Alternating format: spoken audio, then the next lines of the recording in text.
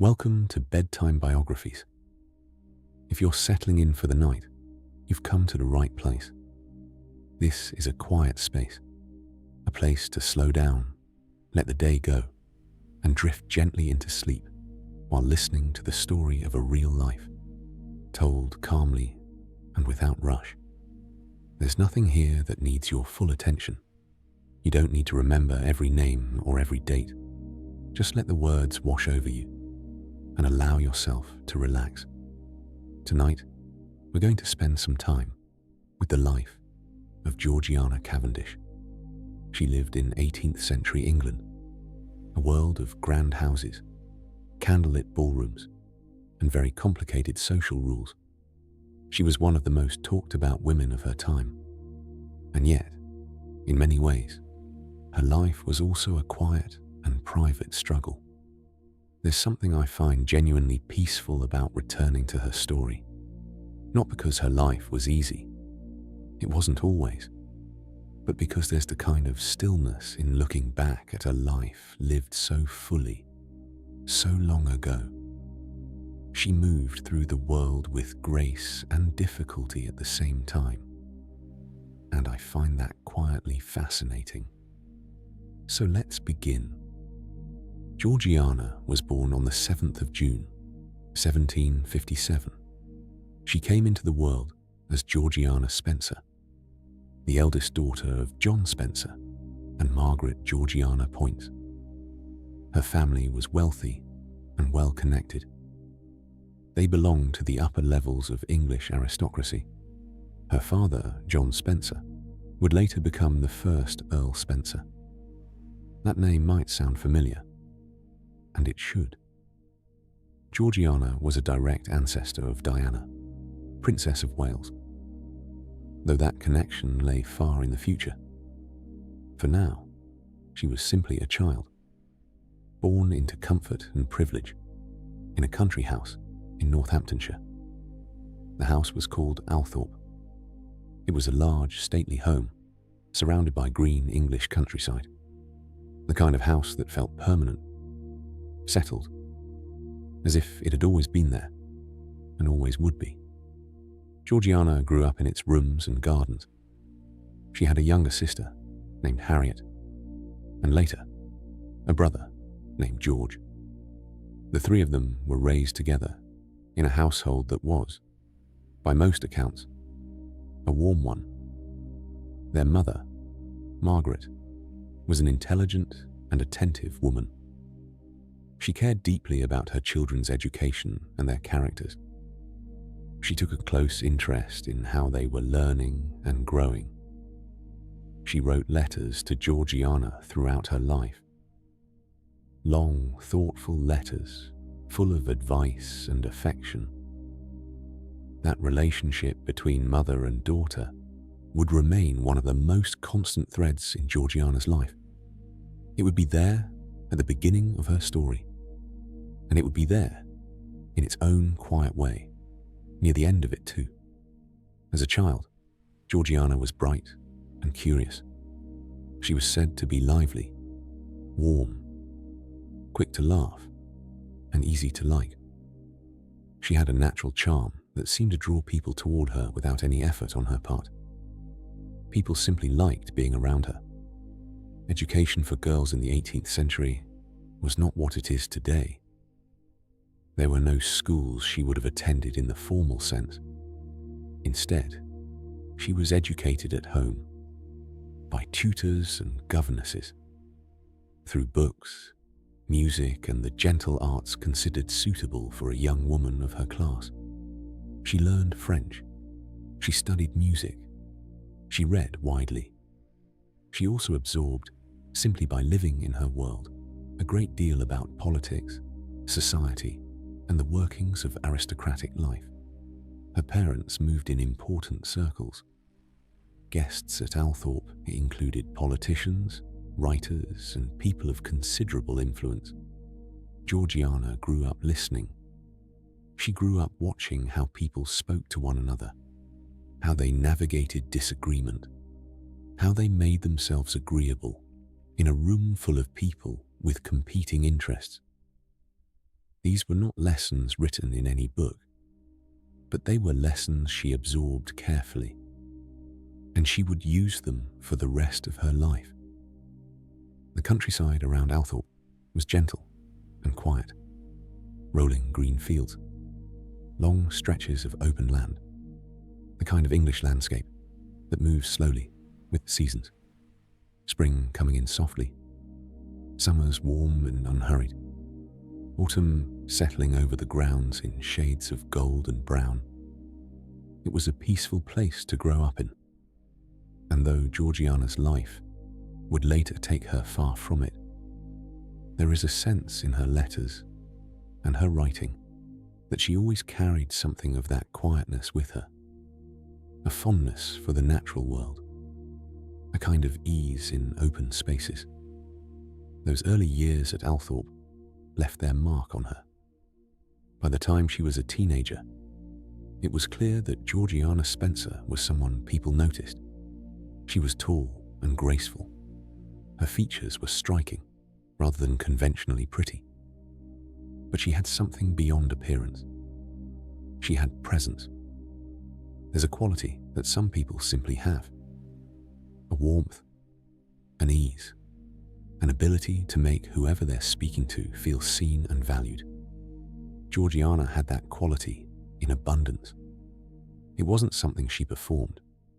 It seemed to be simply part of who she was. And in the world she was moving into, that quality was worth a great deal, perhaps more than any title or any fortune. In the 18th century, the lives of young aristocratic women followed a fairly clear path. You were raised, you were educated in the home, and then, usually quite young, you were married. Marriage was not simply a personal matter. It was a social and financial arrangement. It was about families, land, money, and connection. Families chose partners carefully, or sometimes with less care than one might hope.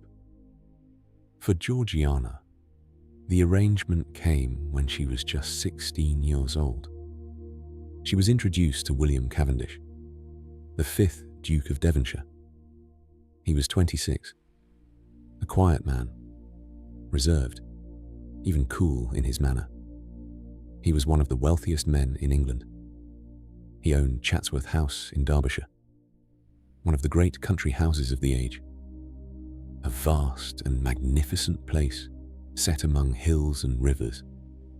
He also owned Devonshire House in London, a grand residence right on Piccadilly, at the very centre of fashionable life. By any measure, this was an extraordinary match for a young woman to make. And so, in June of 1774, just days after her 17th birthday, Georgiana Spencer became Georgiana Cavendish, Duchess of Devonshire. The ceremony was quiet by the standards of the day, but the significance of it was enormous.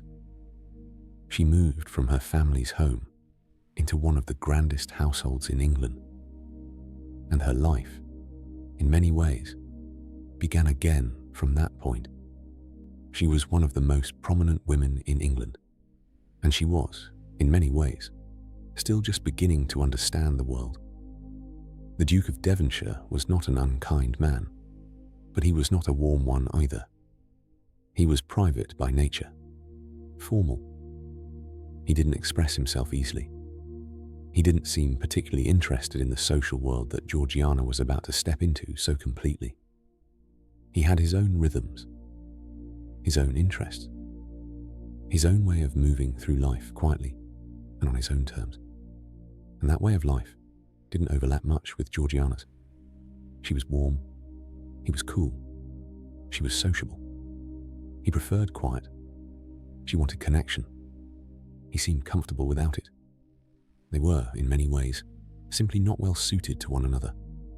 Not in any dramatic or painful way, more in a slow and steady way. The way two people can share a life and still feel, underneath it all, like strangers. And yet, they remained married, as people of their class and time did. Divorce was not something that happened easily in the 18th century. It required an act of parliament. It was expensive. It was scandalous. And even when it did happen, the consequences fell most heavily on the woman. So Georgiana made the best of things. She poured her energy into the world outside her marriage, into her friendships, her political interest, her social life. She made Devonshire House into something remarkable, and for a time, that seemed to be enough.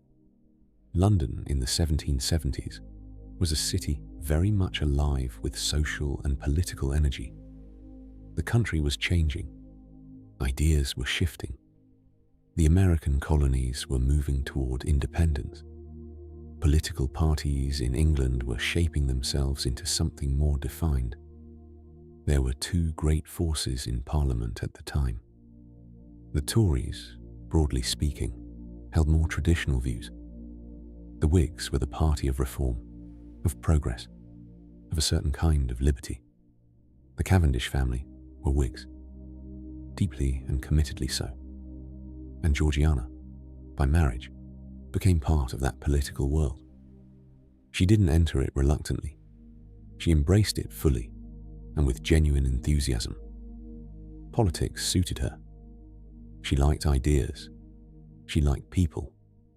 She liked being in rooms where things were being decided and debated. She had a quick mind. She understood the arguments.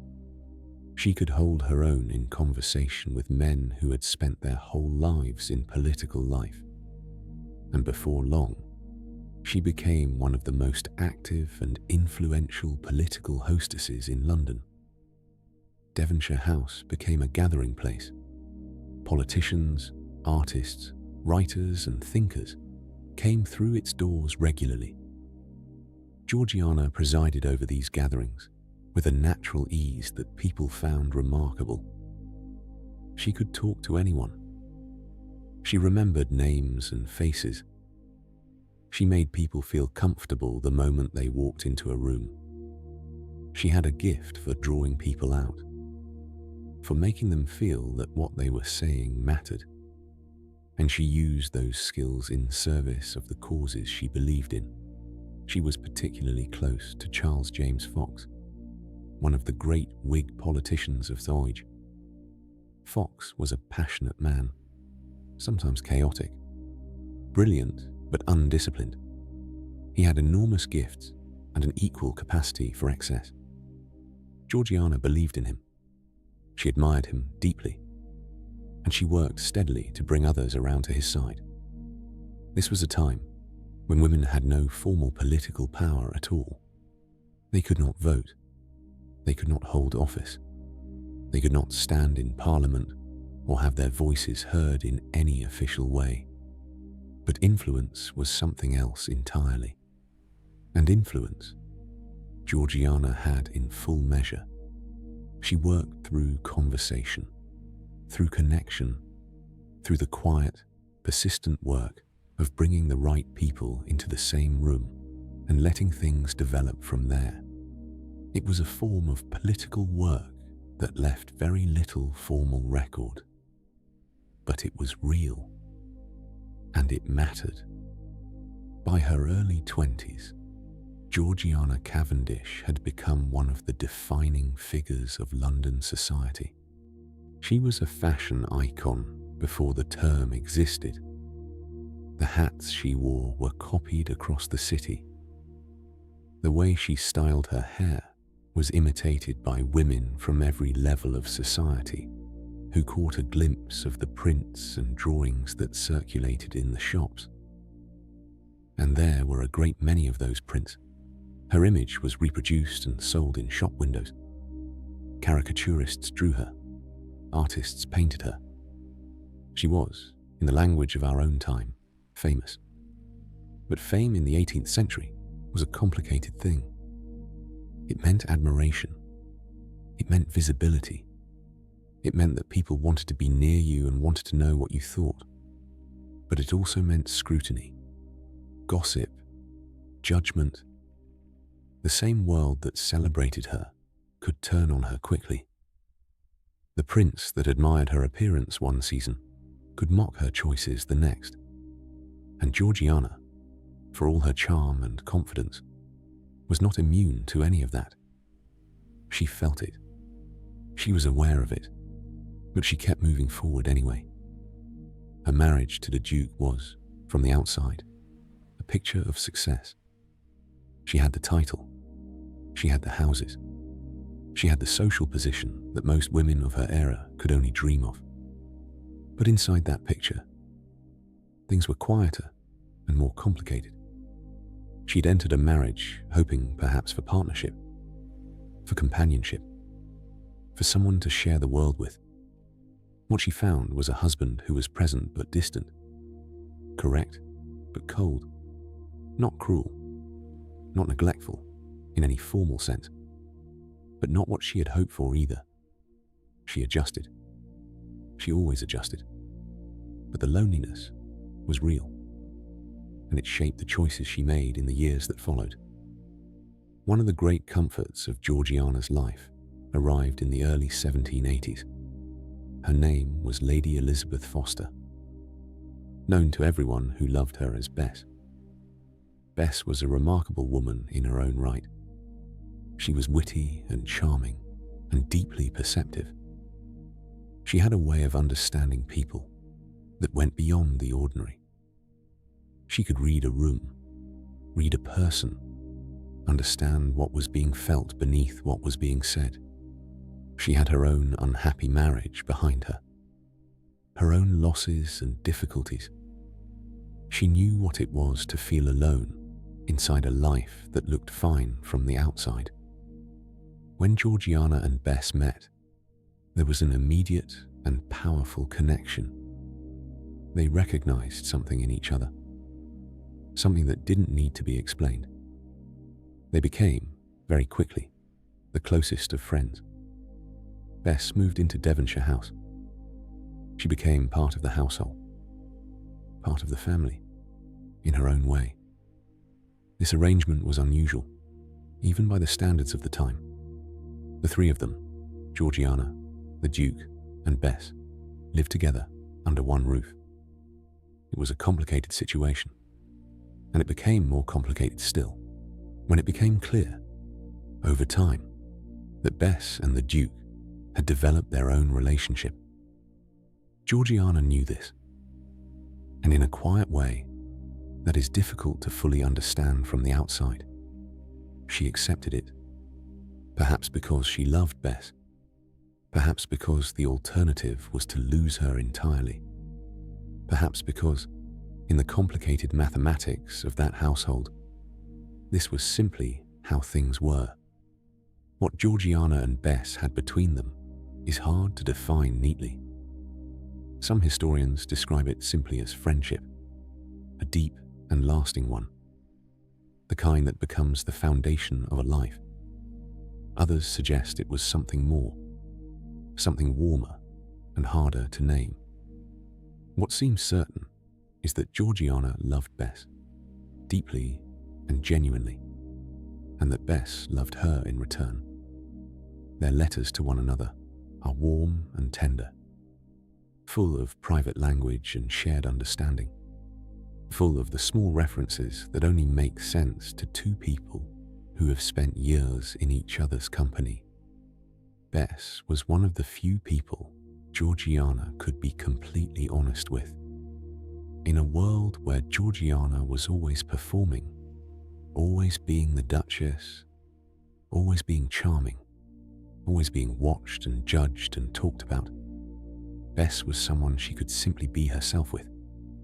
No performance required, no careful management of how she appeared.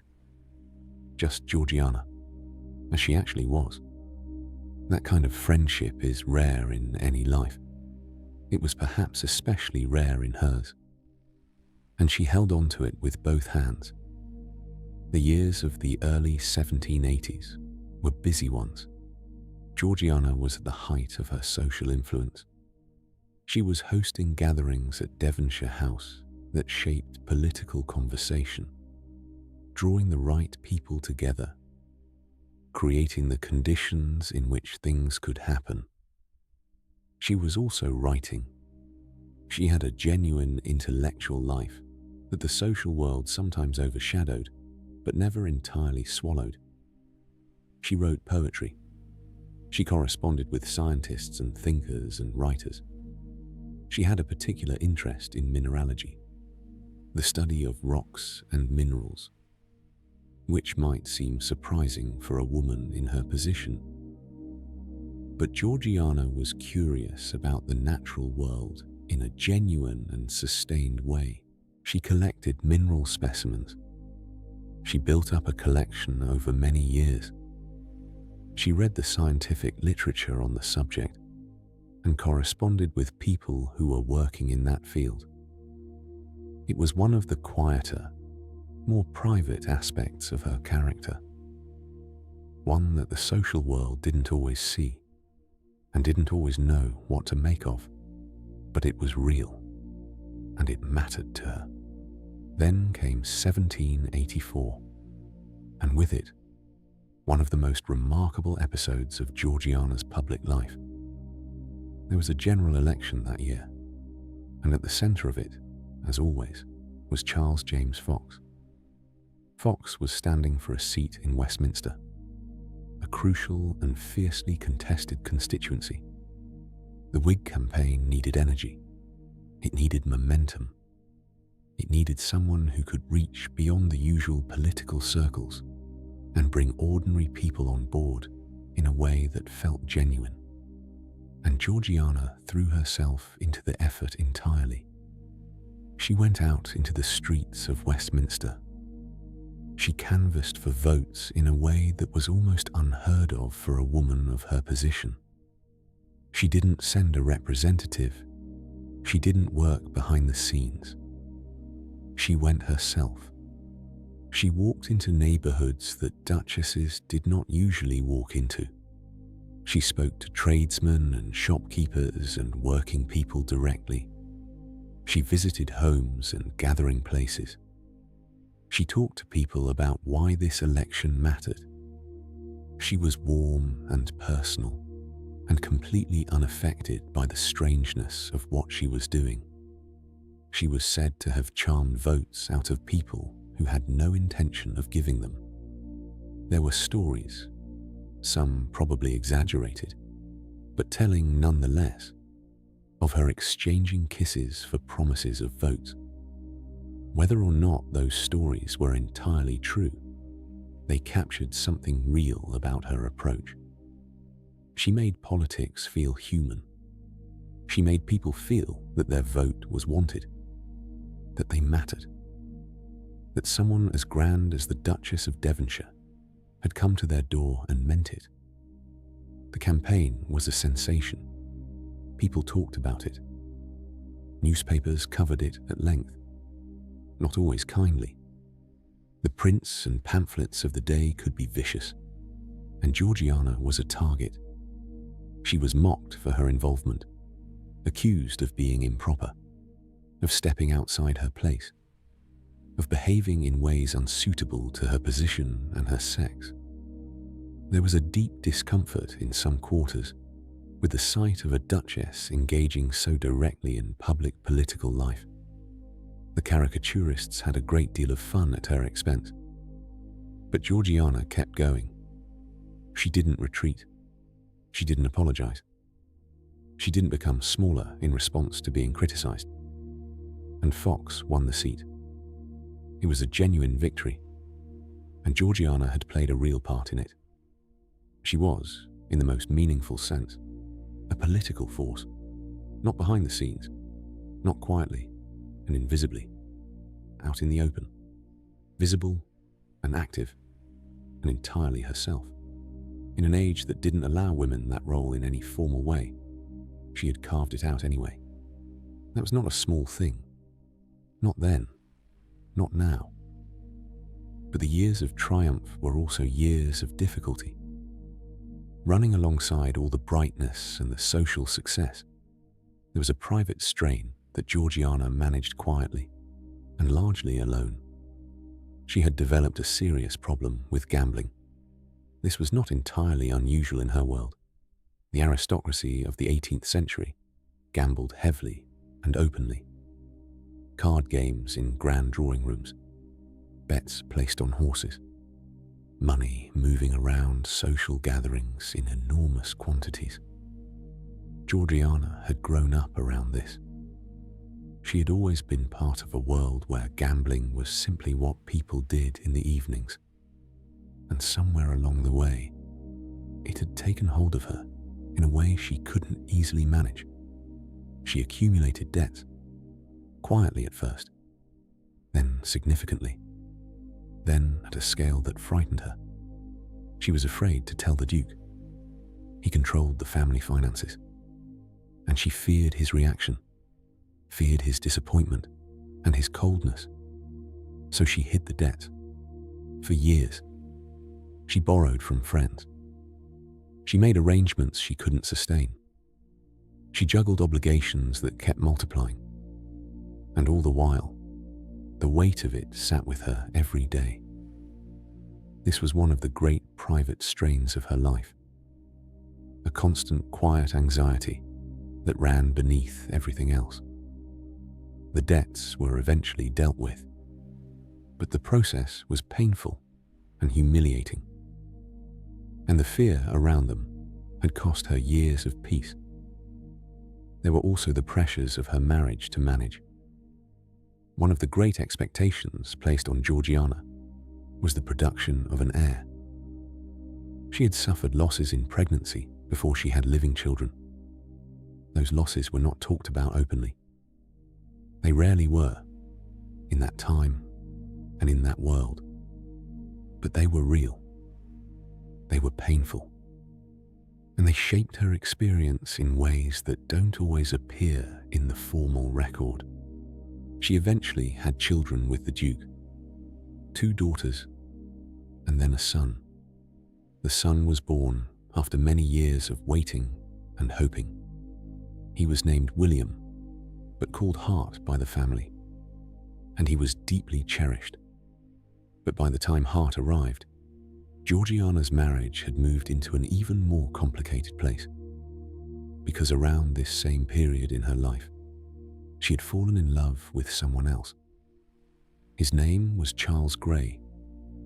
He was a young Whig politician, handsome and brilliant, with strong convictions and a long political career ahead of him. Their connection was real and deep, and Georgiana became pregnant with his child. This was, in the world she lived in, a serious matter. Not because affairs were unheard of among the aristocracy. They were common enough. They were quietly tolerated, within certain limits. But a pregnancy that could not be attributed to the husband was something different, something that couldn't be quietly overlooked. When the child was born, a girl, Georgiana could not keep her. The baby was sent away to be raised by Grey's family in the north of England. Georgiana gave her up, and she carried that loss quietly and privately for the rest of her life. She was not permitted to be a mother to that child in any real or visible way. She had letters, occasionally. She knew the girl was safe and cared for, but the separation was a wound that never entirely healed. It sat beneath the surface of everything that came after. The fallout from the affair was significant. The Duke issued an ultimatum. Georgiana was to leave England, to go abroad, away from Grey, away from society, away from the life she had built so carefully over so many years. She went. She spent time in France and in other parts of Europe. She was away from England for over 2 years. Those were difficult years in many ways. She was separated from her children. That separation was perhaps the hardest part. She thought about them constantly. She wrote to them when she could.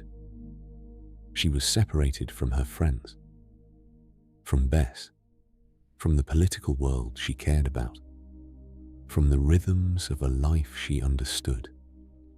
She found herself in a Europe that was in the middle of enormous upheaval. The French Revolution had transformed the continent. Old certainties were being swept away.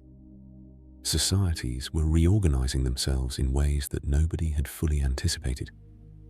Georgiana moved through this changed world with her own private upheaval to manage alongside the public one. She wrote letters, many of them, to her mother, to Bess, to her children, to friends. The letters show a woman who was sad sometimes, who missed home, who felt the weight of her situation clearly and honestly, but not a broken woman. She found ways to keep herself occupied.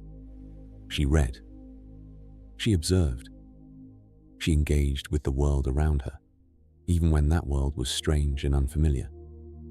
She continued to think and to write, and she waited, quietly, for permission to come home. She returned to England eventually.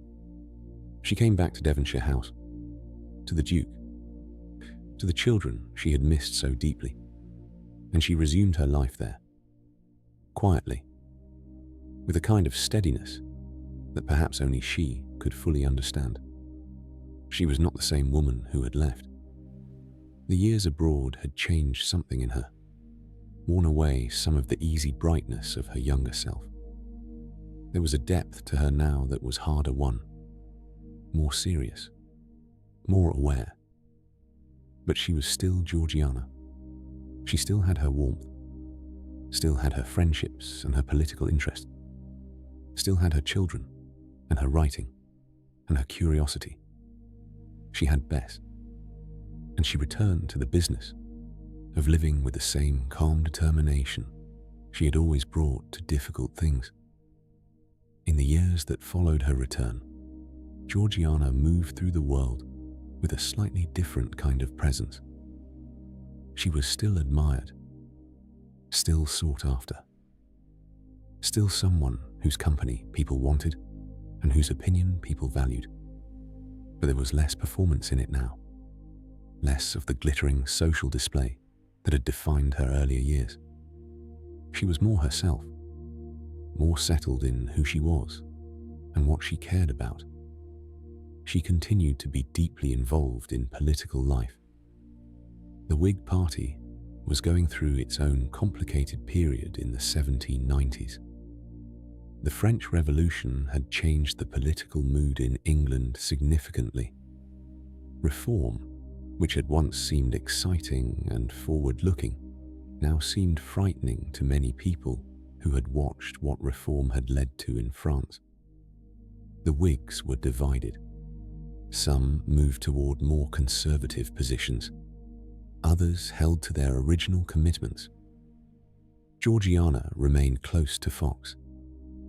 She believed in the causes he stood for, and she continued to use her position and her relationships to support those causes where she could. She also continued to write. Her poem, called The Passage of the Mountain of St. Gothard, was among her more substantial works, written after her time in Europe. It described the landscapes she had moved through on her travels, the high mountain passes, the cold air, the vast and overwhelming scale of the natural world. It was published, and it was well received by those who read it. This was not a small thing.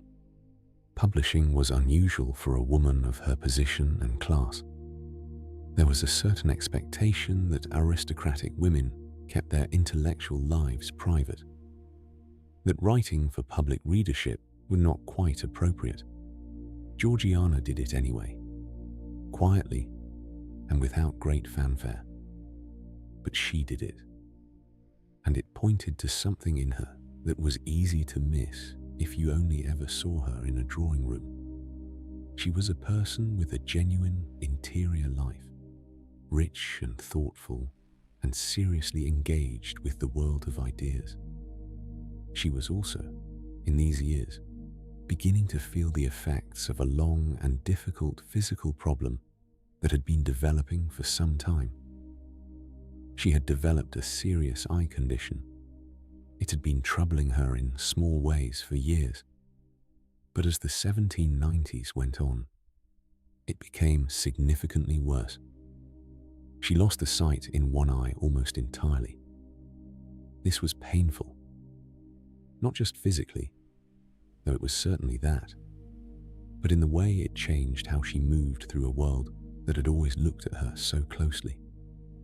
Georgiana had always been someone who was seen, who was observed and admired and scrutinized. The change in her appearance that came with the eye condition was something she found difficult to carry. She adapted, as she had always adapted. She wore a lock of hair carefully arranged to partially conceal the affected eye. She continued to go out into the world, to attend gatherings and maintain her friendships and her correspondence. But those who knew her well could see that it cost her something, that this particular difficulty sat differently than the others had. And yet she remained, even in these harder years, a figure of real warmth and real influence. She was, by this point, someone who had lived through a great deal. She had seen political triumph and political disappointment. She had loved and lost. She had given a child away and carried that grief without complaint. She had managed debts and exile and physical pain with a quiet kind of fortitude. And people still came to her, still sought her out, still found in her presence something that felt settled and genuine and real. That is not a small thing. It would have been entirely understandable, given everything, for Georgiana to have withdrawn, to have become smaller and quieter, to have retreated from the world into the privacy of her remaining years. She didn't. She remained present, engaged, connected to the people and the ideas she cared about. She kept showing up, and that, in its own quiet way, was remarkable. It is around this point in her story that I want to pause for a moment, because if you have ever watched the television series Bridgerton, you may have come across a character called Lady Danbury. Lady Danbury is one of the most beloved figures in that story. She is older. She is sharp. She has seen everything and forgotten nothing. She moves through the social world of Regency England with complete authority. People defer to her. They seek her opinion. They want to be in her good graces. And yet, beneath all of that authority, she is also a woman who has known real loss, real difficulty, real loneliness. She has loved people and outlived them. She has navigated a world that gave women very little formal power, and she has wielded influence anyway, quietly and consistently and entirely on her own terms. She is formidable, but she is also warm. And when I think about Georgiana in her later years, I find myself thinking of Lady Danbury. Not because their circumstances were identical, they were not, but because there is a recognizable quality between them. That quality of a woman who has moved through the full weight of life, who has been celebrated and criticized, loved and disappointed, diminished in certain moments, and resilient in all of them, who has come through it all with her character still intact, who still shows up, who still cares, who still matters to the people around her. Georgiana, in her later years, had become something like that, a woman whose presence in a room carried the weight of everything she had lived through. And like Lady Danbury, she wore that weight with a quiet grace. Not perfectly, not without difficulty, but with a steadiness that was its own kind of strength. By the time Georgiana reached her 40s, life had settled into a different rhythm. The grand public campaigns were behind her. The glittering social displays of her earlier years had quietened. She was still admired, still sought after, still someone whose opinion mattered. But there was a gentleness to these years that the earlier ones hadn't had, a sense of things slowing down and settling. She had survived so much, and perhaps that survival had brought with it a kind of hard-won peace. Not a perfect peace, but a real one. Her relationship with her children was one of the great consolations of her later life. She had 3 children with the Duke, 2 daughters and a son. Hart, her son, was deeply loved.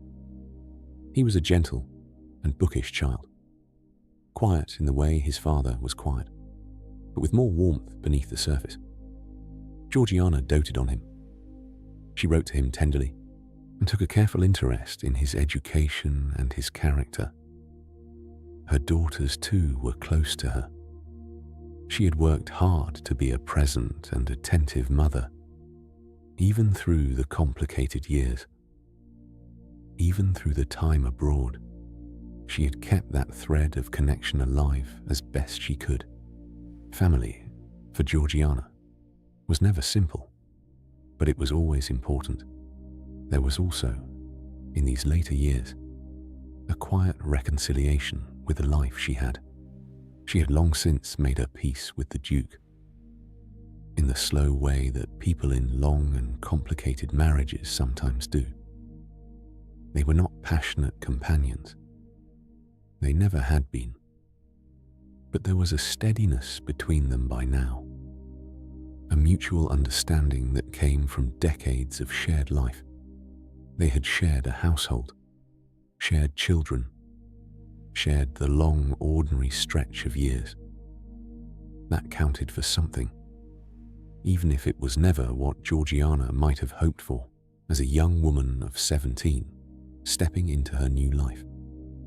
Bess was still there, still part of the household, still one of the most important people in Georgiana's life. Whatever complications had existed over the years, the friendship had endured. They travelled together sometimes. They wrote to one another constantly. They remained to the end, genuinely close. Georgiana continued to correspond widely in these years. Letters were, for her, one of the primary threads that held the world together. She wrote to her children, to political friends, to scientists and writers, to acquaintances across England and Europe. Her letters are one of the great resources we have for understanding who Georgiana really was, because in her letters, she wrote more freely than she could anywhere else. There was less performance in them, less of the Duchess. There was simply Georgiana, thinking out loud, noticing things, caring about things.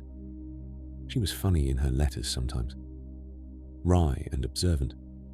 She had a sharp eye for the small absurdities of social life. She wrote about ordinary things, a walk she had taken, the weather, a book she was reading, a conversation that had amused or interested her. And she wrote about large things too, about politics and friendship and loss, and what it meant to grow older in a world that was changing so fast around her.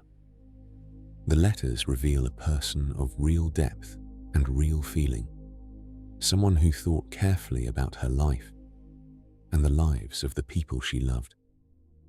Her mother, Margaret, remained one of the most important relationships of her life throughout all of this. Margaret had always been a steady presence, a source of guidance and honest affection. She had worried about Georgiana, as mothers do, had watched her daughter's difficulties with a helpless kind of concern. But she had also loved her, fully and without condition. When Margaret died, Georgiana felt the loss with a depth that comes through clearly in the writing she did around that time. It was the kind of loss that reorganizes a person's inner world. The person who had known you longest, who had been there at the very beginning, who had loved you before you had done anything to earn it. Gone. Georgiana grieved her mother, quietly and at length. The early years of the 19th century brought a world that was changing faster than ever. Napoleon was reshaping Europe. England was at war. The political landscape that Georgiana had spent so much of her life engaged with was in a period of enormous upheaval. She still followed it all, still read, still corresponded, still cared deeply about what was happening in the country and the world. But her own active participation had become quieter. She attended gatherings. She received visitors. She maintained her extensive correspondence, but the grand public gestures of her earlier years were behind her now. She was a woman in her late 40s, living in a body that was not always cooperative, in a world that was moving into a new era. She watched it all with the thoughtful attention she had always brought to the world around her, and she remained, to the people who knew her, someone worth knowing. A new generation of young women was coming up in society, finding their places, beginning their own complicated journeys through the world. Georgiana watched this with, by most accounts, a genuine warmth and generosity. She was not threatened by younger women finding their footing. She was encouraging. She made introductions. She opened doors where she could. She remembered what it had been like to be young and finding her way. And she tried to make that easier for others where it was in her power to do so. In a world that could be competitive and unkind, Georgiana was often simply generous. That was perhaps one of her least celebrated qualities, but it was a real one. In the spring of 1806, Georgiana became seriously ill.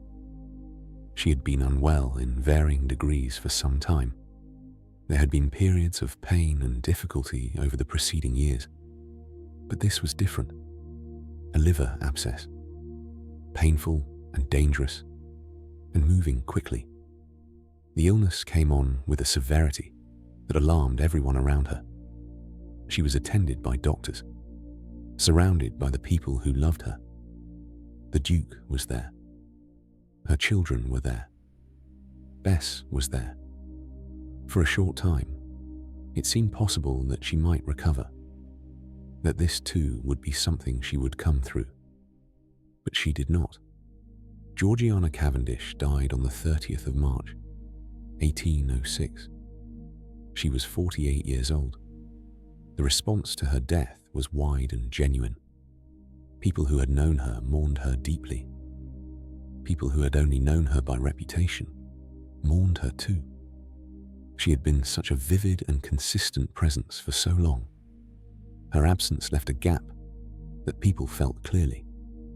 Charles James Fox, her old political ally and friend, was said to have been profoundly affected. The Duke, in his quiet way, felt it too. And Bess, who had been her companion through so much and for so long, lost something that could not be replaced.